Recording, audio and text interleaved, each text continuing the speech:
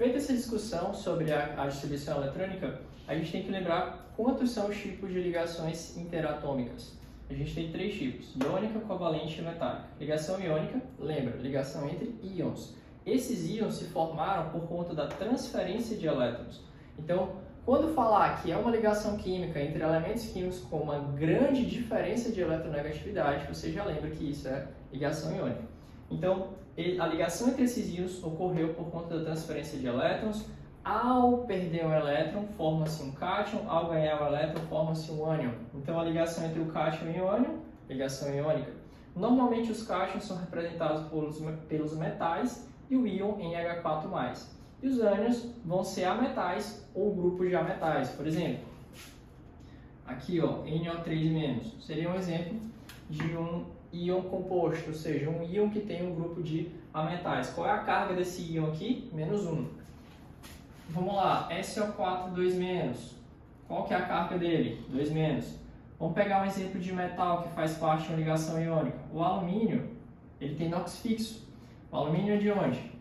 Da família 3A, ou do grupo 13. Toda vez que você vê o alumínio em alguma substância composta, o NOx dele é sempre 3+. Aí você vai lembrar o quê? Pô, se eu pegar o cátion e combinar com o ânion, eu vou formar a ligação iônica. Então, como que se daria a substância, formada através da ligação entre o Al3+ e o NO3-? Coloca aqui o cátion primeiro e depois o ânion. E aí tu pega as cargas, ó, traz aqui para baixo, traz aqui para baixo.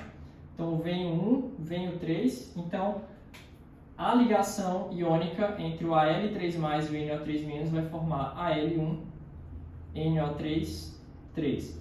Gente, atenção, tá? Todo íon composto, quando desce esse númerozinho aqui, coloque ele entre parênteses. Então, tá aqui o NO3. O 3 que está aqui é da carga do alumínio, ó. Vai descer aqui para baixo. Então, esse 1 é opcional. Pode ser que apareça, né? Não aparece na maioria dos vestibulares. Então, AlNO3, 3. Beleza?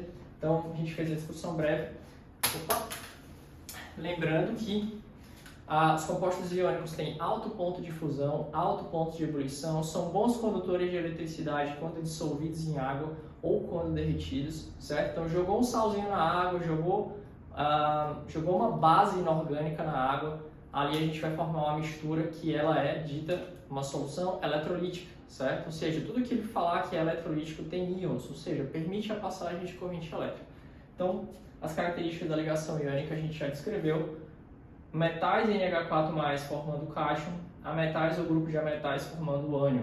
Ligou os dois, faz esse cruzamento aqui das cargas, já era. Lembrando que isso aqui, dentro do assunto de ácidos e bases, quando eu reajo, um ácido e uma base formam o quê? Um sal, e todo sal é um composto iônico, tudo bem?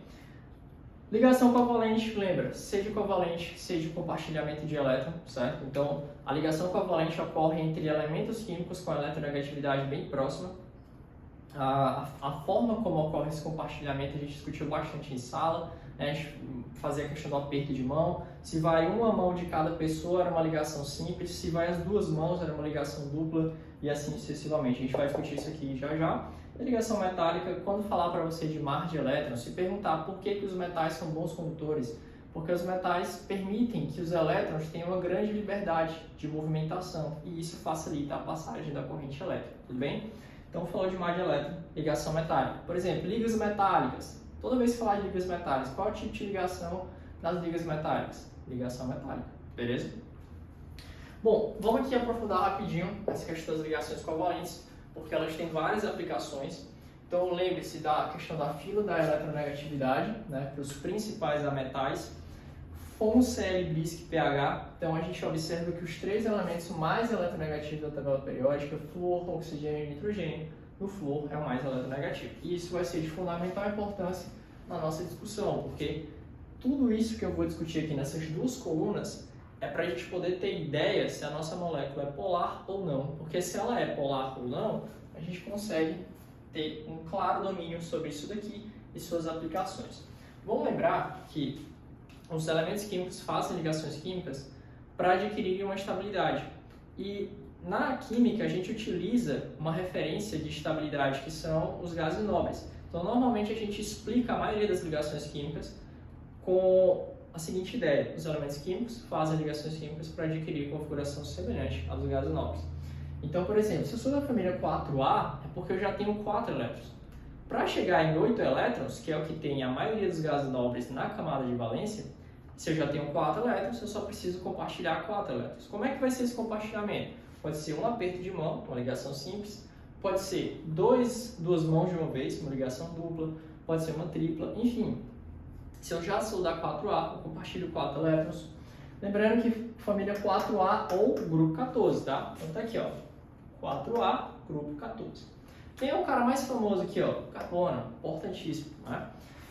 Bom, seguindo um raciocínio parecido, ó, família 5A compartilha 3, 6A compartilha 2, 7A compartilha 1. Existem exceções? Sim, tem caras que são da 6A e estão compartilhando mais de 2, exatamente. Mas primeiro você revisa aqueles caras que seguem a regra do octeto para depois entender aqueles que não seguem. Enfim, vamos lembrar que as ligações elas podem ser simples, duplas ou triplas, né, as covalentes normais. Lembrar que nas moléculas com 3 ou mais átomos, eu vou ter que me preocupar quem que vai ser o átomo central. Então, por exemplo, aqui a gente tem a molécula do CO2, do NH3, do SO2, ó. Então aqui a gente tem 3 átomos, 3 átomos, 3 átomos, aqui já são 4 átomos, perdão, aqui são 4 átomos. Então você tem que se preocupar com quem que vai ser o átomo central. E é bem fácil, o átomo central é aquele que aparece em menor quantidade. Se a gente olha para o CO2, pô, aparece só um dele. Então tá aqui o carbono bem no meio. Mas apareceu uma molécula para mim que deu um empate, né? Olha aqui, ó, CH3Cl, só tem um carbono e só tem um cloro. E aí, quem que vai ser o átomo central? Aquele que tiver maior raio. Então, se eu comparar o cloro com o carbono tem maior raio. Outra coisa, carbono sempre vai estar fazendo o papel ali de elemento central, por quê? Porque ele pode fazer muitas ligações. Ele é da família 4A, ele pode fazer até 4 ligações. Então, basicamente, lembrar dessa questão de identificar quem que é o átomo central.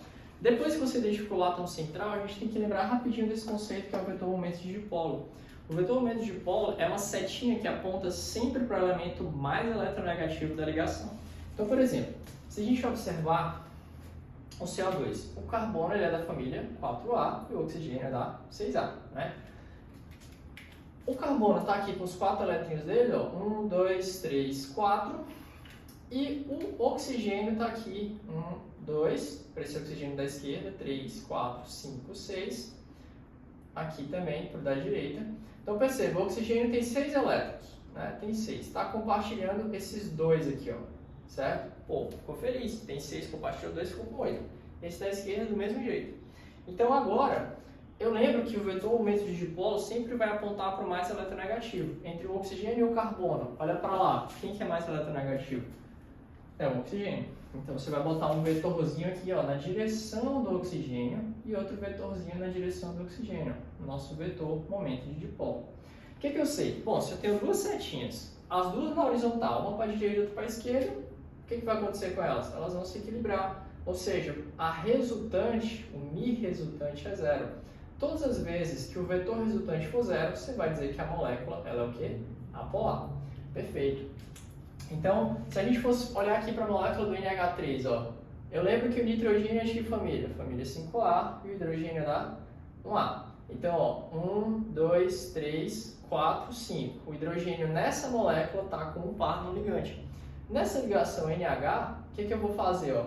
Um vetorzinho na direção do nitrogênio, outro aqui e outro aqui. Porque ó, o nitrogênio comparado com o hidrogênio é mais eletronegativo. Fechou?